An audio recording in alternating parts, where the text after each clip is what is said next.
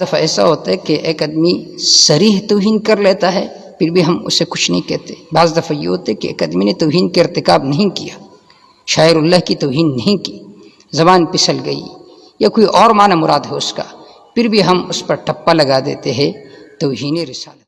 اس کی زبان پھسل گئی اور اس نے کہا کہ میں آپ صلی اللہ علیہ وسلم کی تعلیمات سے آپ کو نکالنا چاہتا ہوں.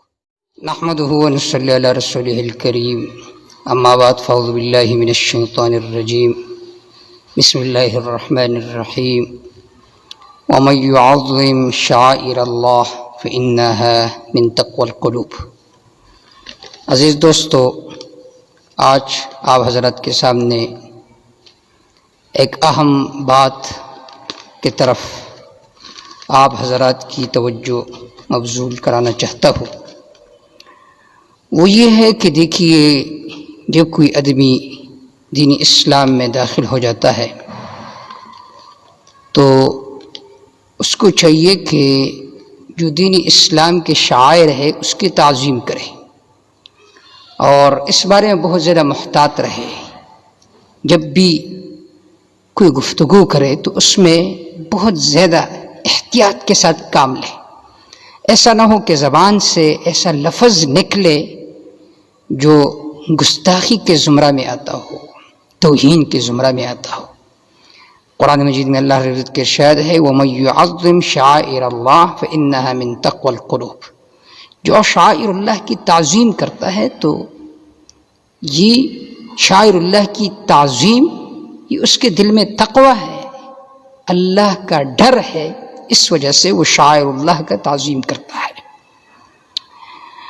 اگر کسی سے خدا نخواستہ دانستہ طور پر قصداً اور ارادتاً زبان سے ایسا جملہ نکلا جس میں شاعر اللہ کی توہین ہو تو اس پر تجدیدی ایمان بھی لازم ہے اور تجدیدی نکاح بھی لازم ہے.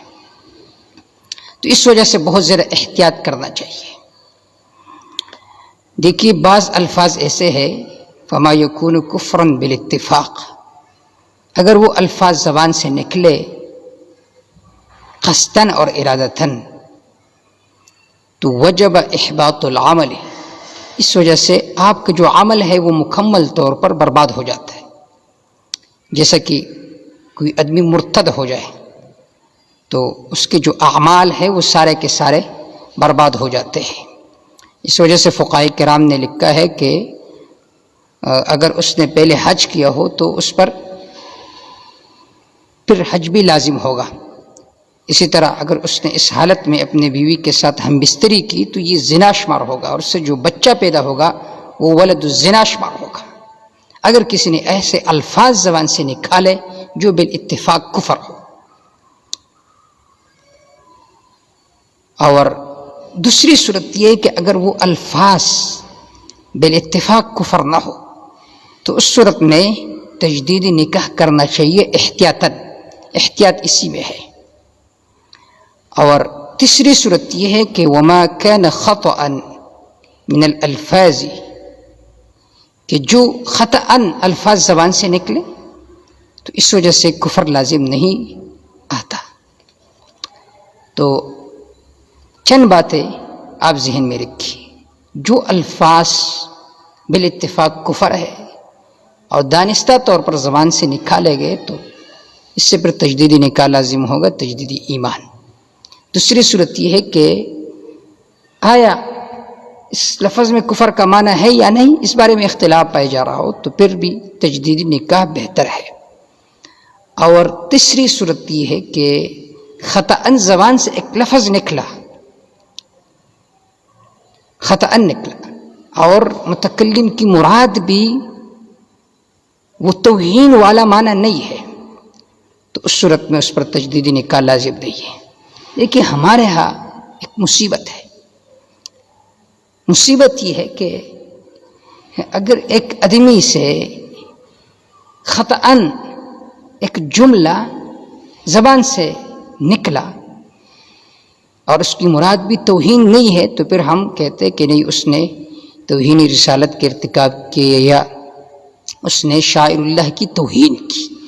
کل میں نے ایک کلپ سنا سابق وزیر اعظم عمران خان کا. تو وہ بیان کے دوران کہہ رہے کہ میں تمہیں حضور صلی اللہ علیہ وسلم کی تعلیمات سے نکالنا چاہتا ہوں. اب فیس بک پر، ٹویٹر پر اور یوٹیوب پر اس کے بارے میں مختلف تفسیریں میرے سامنے آ گئے. تو یہاں پر میں دو باتیں ذکر کرنا چاہتا ہوں. ایک بات تو یہ کہ اس طرح لوگوں کو تھوڑا سا محتاط رہنا چاہیے، سوچے کہ میں زبان سے کون سے الفاظ نکال رہا ہوں. دوسری بات یہ ہے کہ اس کی تقریر کو، سیاق و سباق کو دیکھا جائے.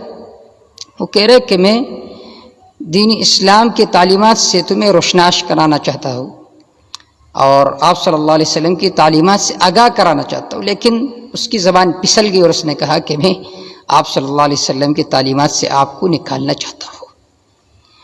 تو جو بھی آدمی اس طرح بات کہے تو اس کے کلام کے سیاق و سباق کو دیکھنا چاہیے، اور اگر ایک آدمی خود حیات ہے تو پھر اس کے طرف رجوع کرنا چاہیے کہ آپ کی مراد کیا ہے. توہین والا معنی مراد ہے یا آپ کی زبان پھسل گئی، سبقت لسانی ہوگی. تو ان چیزوں کا بہت زیادہ احتیاط کرنا چاہیے. بعض دفعہ ایسا ہوتا ہے کہ ایک آدمی صریح توہین کر لیتا ہے پھر بھی ہم اسے کچھ نہیں کہتے. بعض دفعہ یہ ہوتا ہے کہ ایک آدمی نے توہین کے ارتکاب نہیں کیا، شاعر اللہ کی توہین نہیں کی، زبان پھسل گئی یا کوئی اور معنی مراد ہے اس کا، پھر بھی ہم اس پر ٹپا لگا دیتے ہیں توہین رسالت کا. تو ہم خود راہ ہموار کرنا چاہتے ہیں. تو برائے کرم ان چیزوں سے باز آئیے. ہاں اگر کوئی آدمی توہین کرے اور اس کی مراد بھی وہی توہین والا معنی مراد ہو اور اس میں کوئی اور احتمال بھی نہ ہو تو پھر بالکل حکومت کو چاہیے کہ اسے سزا دے. لیکن اگر ایسا نہ ہو تو ان چیزوں میں بہت زیادہ احتیاط کرنا چاہیے. اقول قولی ھذا استغفر اللہ لی ولکم ولسائر